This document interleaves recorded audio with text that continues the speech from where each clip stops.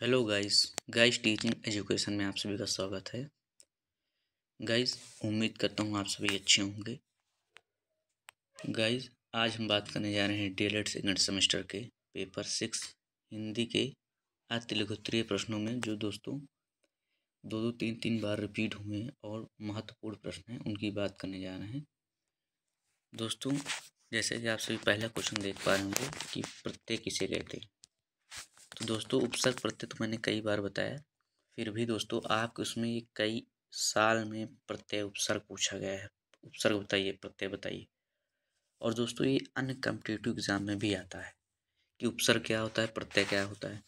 बस उसमें उदाहरण देकर पूछा जाता है कि इसमें प्रत्यय बताइए क्या लगा है प्रत्यय। तो दोस्तों मैंने जैसे अपनी भाषा में बताया था कि प्रत्यय हमेशा शब्द के पीछे लगता है या शब्द के अंत में लगाया जाता है और ये शब्द में परिवर्तन ला देता है, तो उसे प्रत्यय कहते हैं।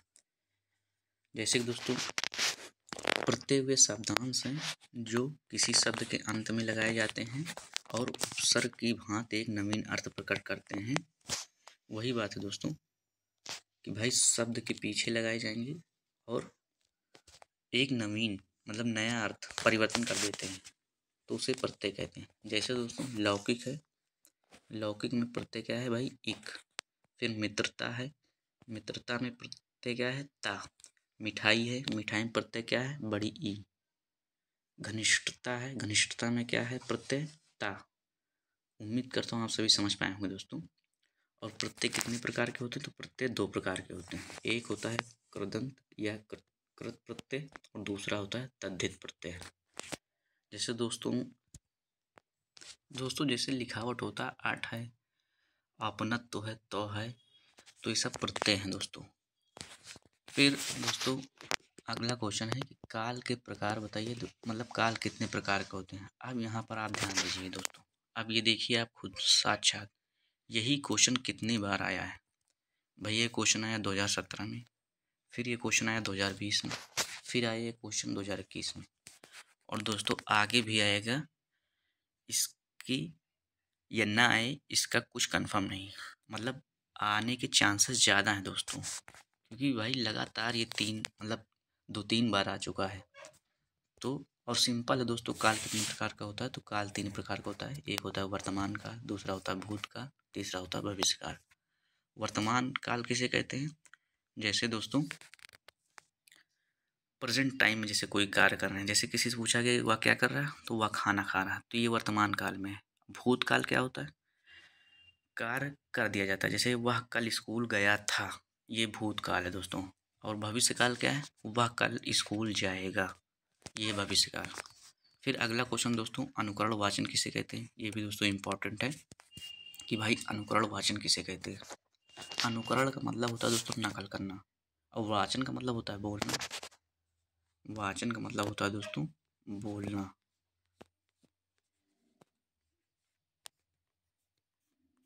और अनुकरण का मतलब होता है दोस्तों नकल। तो इसका मतलब हुआ दोस्तों नकल करके बोलना। अब दोस्तों यहाँ पर जो परिभाषा बताई गई है कि अध्यापक के द्वारा बोले गए पाठ्यक्रम शब्दों को सुनकर, एक मिनट दोस्तों, शब्दों को सुनकर जब बच्चे उसका प्रयोग करते हैं तो उसे अनुकरण वाचन कहते हैं। भाई अनुकरण होता तो केवल नकल करना होता, अब यहाँ वाचन है तो बोलना भी पड़ेगा। तो जो अध्यापक के द्वारा बोला गया पाठ्यक्रम है, मतलब कोई कहानी मान लीजिए सुना रहे हैं या कोई पाठ पढ़ा रहे हैं, तो जब छात्रों ने सुना तो उनके शब्दों को सुनकर फिर बच्चे आप जो उसका अपनी भाषा में प्रयोग करके बोलते हैं उसे अनुकरण वाचन कहते हैं, या सेम उसी तरह बोल देते हैं, यही अनुकरण वाचन। जैसे कोई काम बड़े लोग करते हैं तो जो छोटा बच्चा होता है उन्हीं को देखकर वो भी करने लगता है, तो यही है अनुकरण दोस्तों। और जो दोस्तों सीडीपी बाल विकास है, इसकी परिभाषा दोस्तों जीन पियाजे ने बताई है कि अनुकरण, भैया अनुकरण का मतलब होता है नकल करना। फिर नेक्स्ट स्लाइड चलते हैं दोस्तों। मौन वाचन के दो उद्देश्य लिखिए, 2017 में आया हुआ क्वेश्चन है। तो मौन वाचन क्या होता है दोस्तों, मैंने कई बार बताया कि मौन वाचन का सबसे बड़ा उदाहरण है दोस्तों परीक्षा हाल। परीक्षा हाल में बैठे छात्र मौन वाचन के उदाहरण हैं। मौन वाचन में होता क्या है कि भाई इसमें बिना बोले चीज़ों को पढ़ना होता है या चीज़ों को समझना होता है। तो यहाँ पर दो उद्देश्य पूछा गया है, तो भैया मौन वाचन व्यक्ति दूसरों को किसी भी प्रकार की बाधा पहुँचाए बिना कर सकता है। किसी बाधा का मतलब हुआ बिना बोले। जैसे परीक्षा में दोस्तों जब एग्ज़ाम होता है तो बच्चे बिना बोले खुद अपना पेपर पढ़ते हैं, तेज़ आवाज़ में नहीं पढ़ते हैं, जिससे कोई दूसरा व्यक्ति या छात्र डिस्टर्ब नहीं होता। फिर दूसरा क्या है, अवकाश मतलब छुट्टी के क्षणों का उपयोग करने की दृष्टि से मौन वाचन बहुत महत्वपूर्ण है। मीन्स जैसे कोई छुट्टी चल रही है तो वहाँ पर मौन वाचन का प्रयोग बहुत अच्छे से किया जा सकता है या इसका उपयोग किया जा सकता है, ऐसा बताया गया है दोस्तों। फिर अगला क्वेश्चन है कि भाई दो पुरुषवाचक सर्वनाम के प्रकारों के नाम लिखना है, मतलब लिखिए। और ये क्वेश्चन दोस्तों 2 बार आ चुका है, 2017 2019 की सेकंड शिफ्ट में। पुरुषवाचक सर्वनाम क्या है? तो दोस्तों जो शब्द संज्ञा शब्द के स्थान पर प्रयुक्त होते हैं, मतलब संज्ञा के स्थान पर, और व्यक्ति विशेष को संबोधित करते हैं, वह शब्द पुरुषवाचक सर्वनाम कहलाता है। वक्ता का मतलब दोस्तों जो बोलने वाला होता है, श्रोता जो सुनता है, तथा जिसके बारे में कहा जाता है, इनके लिए प्रयुक्त शब्द पुरुषवाचक सर्वनाम होते हैं। मतलब क्या हुआ दोस्तों इसका, भाई इसमें 3 लोग होते हैं पुरुषवाचक सर्वनाम। एक वक्ता, जैसे शिक्षक है बोल रहा, बच्चे हैं सुन रहे हैं, और जिसके बारे में बताया जा रहा, वो दोस्तों 3 लोगों की बात होती है, और इनके लिए जो प्रयुक्त शब्द होता है वो है पुरुषवाचक सर्वनाम। उम्मीद करता हूँ आप समझ पाए होंगे। ऐसे नहीं समझ पाए हो दोस्तों तो इसका मोटी परिभाषा आप ध्यान रखिए भैया। जैसे सर्वनाम की परिभाषा बताई गई है कि संज्ञा के स्थान पर प्रयोग होने वाले शब्दों को सर्वनाम कहते हैं, और संज्ञा अथवा सर्वनाम की विशेषता बताने वाले शब्दों को विशेषण कहते हैं। तो सिंपल याद रखिए कि जो शब्द संज्ञा के स्थान पर प्रयुक्त हों, व्यक्ति मतलब पुरुष का बोध कराएं, तो वो पुरुषवाचक सर्वनाम है। उम्मीद करता हूँ आप सभी समझ पाए होंगे। फिर अगला क्वेश्चन देखते हैं दोस्तों। पुरुषवाचक सर्वनाम 3 प्रकार का होता है। एक है उत्तम पुरुष का मतलब बोलने वाला। मान लीजिए दोस्तों शिक्षक, जैसे मैं, हम। व मध्यम पुरुष, जिससे बोला जाए। छात्र दोस्तों, जिससे बोला जाए छात्र, जैसे तू, तुम, आप।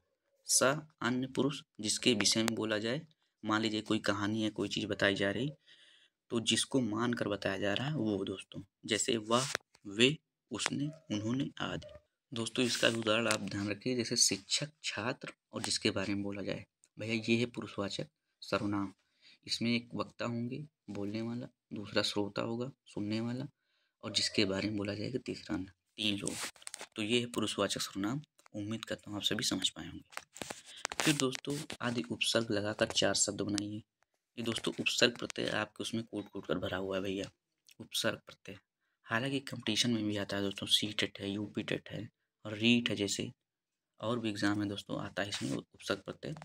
इम्पॉर्टेंट टॉपिक है दोस्तों। एक बात मैं बताना चाहूँगा, ये बात मैं पिछली कई क्लास में बोलना चाहता था लेकिन मिस हो जा रही थी बात, कि दोस्तों जो सी टेट एग्ज़ाम होता है, यूपी टेट एग्ज़ाम होता है, और सुपर टेट, जानते होंगे आप सभी इसके बारे में, सुना जरूर होगा, जानते होंगे दोस्तों। तो दोस्तों अगर आपने, दोस्तों मैं ऐसे दावा नहीं कर रहा हूँ, मैंने कई बार एनालिसिस किया तब ये बात बोल रहा हूँ। अगर आपने क्या कहते हैं डीएलएड जो बीटीसी कोर्स कर रहे हैं आप, अगर चारों सेमेस्टर आप अच्छे से कर लें तो दोस्तों आपका सी टेट और यूपी टेट बिना किसी अन्य पुस्तक के सहारे निकल जाएगा। क्योंकि जो चारों सेमेस्टर की आपकी पुस्तकें हैं, ये जो सीरीज हैं, उनमें यूपी टेट सी टेट का पूरा सिलेबस दिया गया है।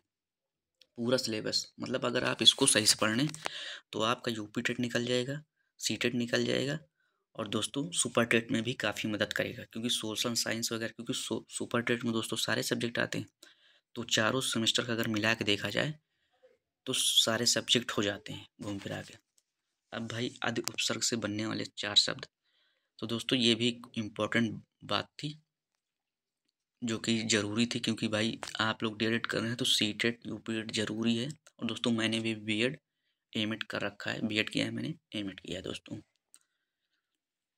तो 4 शब्द बनाने हैं दोस्तों। तो पहला आदि से है, अधिकार हो जाएगा, अधिवक्ता हो जाएगा। अधिकार मीन्स दोस्तों जैसे समानता का अधिकार है दोस्तों, मतलब ये सब अधिकार कि भाई हमारे ये अधिकार हैं। फिर तीसरा है अधिनियम। अधिवक्ता का मतलब दोस्तों जो वकील, मतलब ये दोस्तों उसमें वकील के मतलब जो वकील होता है दोस्तों, उससे थोड़ा सा बड़ा पद होता है दोस्तों अधिवक्ता। फिर अधिनियम है, फिर अध्यक्ष है दोस्तों। ये सब अधि उपसर्ग लगाकर बने हैं। और अधि उपसर्ग जो होता है दोस्तों, ये उपसर्ग शब्द के आगे लगता है और शब्द के अर्थ में परिवर्तन ला देता है। फिर दोस्तों अगला क्वेश्चन है, क्रिया विशेषण की परिभाषा लिखते हुए 2 उदाहरण दीजिए। 2019 की पहली शिफ्ट में आया हुआ क्वेश्चन है दोस्तों। तो भाई जो शब्द क्रिया विशेषता बताते हो उन्हें वह क्रिया विशेषण कहलाते हैं। क्रिया विशेषण क्या है? विशेषण क्या है दोस्तों? मैंने अभी बताया, संज्ञा अथवा सर्वनाम की विशेषता बताने वाले शब्द विशेषण कहलाते हैं। संज्ञा क्या है दोस्तों? किसी व्यक्ति स्थान का जिससे बोध हो दोस्तों, तो वो संज्ञा है। या नाम भी आ जाता है दोस्तों, जैसे मान लीजिए गंगा है, यमुना है, या राम है, ताजमहल है दोस्तों, ये सब संज्ञा है। अब संज्ञा में कई प्रकार होते हैं दोस्तों, जातिवाचक, भाववाचक, द्रव्यवाचक। फिर क्रिया का मतलब होता है दोस्तों, जैसे क्रिया कोई कार्य करना, विशेषण, तो क्रिया विशेषण हो गया। इसको देखिए ऐसे समझ सकते हैं कि भाई क्रिया विशेषण की परिभाषा बताना है, 2 उदाहरण। तो जो शब्द क्रिया विशेषता बताते हैं वह क्रिया विशेषण कहलाते हैं। उदाहरण, गरम, गरमाना। क्रिया गरम मतलब क्रिया जैसे पानी रखे हम, गरम हो रहा है तो ये क्रिया हो रही। उसके बाद विशेषण क्या है? गरमाना। फिर रोना क्रिया, रुलाना विशेषण। उम्मीद करता हूँ दोस्तों आप सभी समझ पाए होंगे। दोस्तों वीडियो को ज़्यादा से ज़्यादा शेयर कर दीजिएगा, चैनल को सब्सक्राइब और वीडियो को लाइक कर दीजिएगा, और आप कमेंट भी कर सकते हैं दोस्तों। फिर अगले स्लाइड चलते हैं दोस्तों, नेक्स्ट क्वेश्चन देखते हैं। विदुषी एवं तपस्विनी शब्द का पुल्लिंग शब्द लिखिए। 2019 की फर्स्ट शिफ्ट में आया हुआ क्वेश्चन दोस्तों। विदुषी एवं तपस्विनी शब्द का पुल्लिंग शब्द। तो भाई ये मतलब स्त्रीलिंग है, विदुषी भी तपस्विनी भी जानते होंगे आप, तो इसका पुल्लिंग लिखना है। तो स्त्रीलिंग से पुल्लिंग शब्द होगा, तो विदुषी का हो जाएगा दोस्तों विद्वान, और तपस्विनी का हो जाएगा तपस्वी। इसमें ज़्यादा कुछ नहीं था दोस्तों। अगला क्वेश्चन है कि अशुद्ध शोधन में शब्दों एवं वाक्यों के कुछ उदाहरण दीजिए। तो शब्दों में अशुद्धियाँ, तो भैया इसको देख लेते हैं क्या होता है अशुद्ध शोधन। शब्दों एवं वाक्यों को कुछ उदाहरण भी देना इसमें। तो शब्दों के शुद्ध रूप की जानकारी न होने के कारण या उच्चारण गलत करने की वजह से शब्दों की अशुद्धियाँ होती हैं। शब्दों में मात्रा संबंधी अशुद्धियाँ अधिक देखने को मिलती हैं। तो दोस्तों इसका हम जैसे बता दें आपको, जैसे भाई शुद्ध अशुद्ध है वो आपसे पूछा जा रहा है डायरेक्ट। कवयित्री है तो इसका ज़्यादातर जैसे बहुत टफ माना जाता है दोस्तों, कवयित्री है तो इसका शुद्ध शब्द क्या होगा, तो इस तरह। फिर आगे देखते हैं दोस्तों, यहाँ कुछ शब्दों के अशुद्ध और उनके शुद्ध रूप दिए जा रहे हैं। यहाँ पर तो बताया गया है लेकिन पेपर में आपको खुद लिखना पड़ेगा दोस्तों। और दोस्तों ये अनकम्पिटिटिव एग्जाम में भी आता है, ये चीज़ भी भाई इंपॉर्टेंट है दोस्तों। फिर इधर अशुद्ध दिया गया है दोस्तों, इधर शुद्ध दिया गया है। तो भाई जैसे नाराज लिखा है, नाराज अशुद्ध है, नाराज इस तरह लिखा जाएगा दोस्तों। पूर्व है, गलत दोस्तों, पूर्व होगा। तिथि, तारीख, ये होता है दोस्तों, तिथि इस तरह लिखा जाता है। गुरु है, नहीं होगा दोस्तों, गुरु होगा। ईश्वर में दोस्तों पूरा सा है, नहीं होगा, आधा सा ईश्वर। फिर आधीन है, और दोस्तों आधीन नहीं होता, अधीन होता, अधीन। पुरुष में बड़ा दोस्तों ऊ लगा है, छोटा ऊ रहेगा, पुरुष। फिर दोस्तों पत्नी है, पत्नी हो जाएगा। फिर अगला है परिश्रम, गलत लिखा हुआ दोस्तों, परिश्रम इस तरह लिखा जाएगा। फिर श्रीमती है, इस तरह लिखा जाता है दोस्तों, श्रीमती होता है दोस्तों, तो ये हो जाएगा श्रीमती। फिर पूर्ण है, जबकि पूर्ण होता है पूरा, पूर्ण मीन पूरा, किसी कार्य को पूरा करना। चिन्ह, चिन्ह इस तरह लिखा जाता है शुद्ध, लेकिन दोस्तों ज़्यादातर हम लोग इसी तरह लिखते हैं चिन्ह, लेकिन शुद्ध ये है दोस्तों चिन्ह जो लिखा गया है। शाम बिल्कुल गलत लिखा हुआ दोस्तों, शाम में सट वो सलीफा वाला सा रहेगा। शर्म में भी सलीफा वाला सा रहेगा। उम्मीद करता हूँ आप सभी समझ पा रहे होंगे। इसमें तो देखना था दोस्तों, हालांकि आप जब लिख के देखेंगे तो ज़्यादा समझ में आएगा। अशुद्ध वाला एक तरफ लिख लीजिए और फिर शुद्ध वाला अपने आप लिखिए, तब एकदम क्लियर हो जाएगा दोस्तों। स्टेशन है दोस्तों जैसे, तो इसका स्टेशन हो जाएगा भाई। सन्मुख है, सन्मुख नहीं होता, सम्मुख होता है। सम्मुख का मतलब किसी चीज़ के सामने। कार्यक्रम दोस्तों सही लिखा हुआ है दोनों तरफ बाई मिस्टेक। लड़की नहीं होता दोस्तों, लड़की होता है। फिर दोस्तों उत्पात है, उत्पात हो जाएगा। भाग नहीं होता दोस्तों, भाग्य होता है। और ऋषि इस तरह नहीं लिखा जाता दोस्तों, ऋषि जो हो जाएगा। आचरण, आचरण हो जाएगा। तो दोस्तों इधर अशुद्ध था, उधर शुद्ध है। फिर वाक्यों में शुद्धियाँ, क्योंकि वहाँ पर पूछा गया था शब्द और वाक्य दोनों बताना है। अब वाक्य में किस तरह की शुद्धियाँ होती हैं, तो दोस्तों इसको भी, वाक्यों में कई प्रकार की अशुद्धियाँ देखने को मिलती हैं। अशुद्धियों के बारे में कुछ उदाहरण दिए जा रहे हैं। फिर नेक्स्ट स्लाइड चलते हैं दोस्तों। जैसे इधर दोस्तों अशुद्ध वाक्य लिखा है, इधर शुद्ध वाक्य लिखा है। तो भैया राम ने पुस्तक खरीदा, राम ने पुस्तक खरीदा। तो राम ने पुस्तक खरीदा नहीं, पुस्तक स्त्रीलिंग में यूज की जाती है दोस्तों, मतलब प्रयोग किया जाता है। पुस्तक वहाँ रखी है, कभी ये नहीं बोलते दोस्तों पुस्तक वहाँ रखा है। तो ये जो है राम ने पुस्तक खरीदी। फिर अगला क्वेश्चन है दोस्तों, मतलब अगला प्रश्न है, शीला का, शीला मतलब स्त्रीलिंग नाम है दोस्तों, तुक्का नहीं होगा, सांस फूल रहा, तो दोस्तों इसका हो जाएगा शीला की सांस फूल रही है। फिर दोस्तों मेरी घोड़ा दौड़ रहा है, बिल्कुल गलत, तो दोस्तों हो जाएगा मेरा घोड़ा दौड़ रहा है। सिंपल है तो दोस्तों, प्राण निकल गया, प्राण निकल गया नहीं बोला जाता दोस्तों, प्राण निकल गए। फिर अगला है कि सुधा ने 5 कचौड़ी खाई। तो दोस्तों 5 है तो बहुवचन है, तो कचौड़ियाँ हो जाएगा, सुधा ने 5 कचौड़ियाँ खाई। हमने आज दिल्ली जाना है। ये तो दोस्तों उस साइड के लोग शायद यूज़ भी करते हैं, लेकिन ये अशुद्ध है दोस्तों, शुद्ध हो जाएगा हमें आज दिल्ली जाना है। मैं मेरा काम कर रहा हूँ, बिल्कुल ये तो अशुद्ध है दोस्तों, मतलब इसमें शब्द ही आगे पीछे लग रहा, तो ये हो जाएगा दोस्तों मेरा रहेगा ही नहीं यहाँ पर, मैं अपना काम कर रहा हूँ। फिर नेक्स्ट स्लाइड चलते हैं दोस्तों। माता जी कौमा मुझे तुम्हारी बहुत याद आई, माता जी मुझे तुम्हारी बहुत याद आई। तो दोस्तों तुम्हें तुम्हारी सीनियर में थोड़ा सा बोलने में अटपटा है, तो माता जी मुझे आपकी बहुत याद आई। फिर शीला भोजन खा चुकी है, तो दोस्तों खा चुकी है मतलब अगर कर रही होती तो शीला भोजन खा रही, खा चुकी मतलब शीला भोजन कर चुकी है। राम ने नौकरी छोड़ दिया, राम ने नौकरी छोड़ दी, दोस्तों इसका हो जाएगा छोड़ दी। फिर सीमा पढ़ना मांगती है, दोस्तों मांगती नहीं, सीमा पढ़ना चाहती है। फिर अगला है भाई कि मुझको स्कूल जाना था, तो मुझे स्कूल जाना था हो जाएगा मुझको नहीं मुझे। फिर अगला है दोस्तों कि रीना मेरी पैरों में गिर पड़ी, तो रीना मेरे पैरों में गिर पड़ी, ये हो जाएगा दोस्तों, इसमें दोस्तों मेरी नहीं होगा मेरे हो जाएगा, रीना मेरे पैरों में गिर पड़ी, ये यहाँ मिस्टेक है दोस्तों। फिर अगला को मतलब है क्वेश्चन कि मैं बाजार को जा रहा हूँ, तो दोस्तों बाजार को नहीं होगा, मैं बाजार जा रहा हूँ। उम्मीद करता हूँ दोस्तों आप सभी को बताए गए जो प्रश्न थे या जो क्वेश्चन थे, मतलब जो इसमें तथ्यात्मक प्रश्न जो आए हुए थे समझ पाए होंगे आप सभी। तो दोस्तों वीडियो को लाइक और चैनल को सब्सक्राइब कर दीजिएगा, और जो ग्रुप्स हों फ्रेंड्स हों उनको शेयर कर दीजिएगा दोस्तों ज़्यादा से ज़्यादा।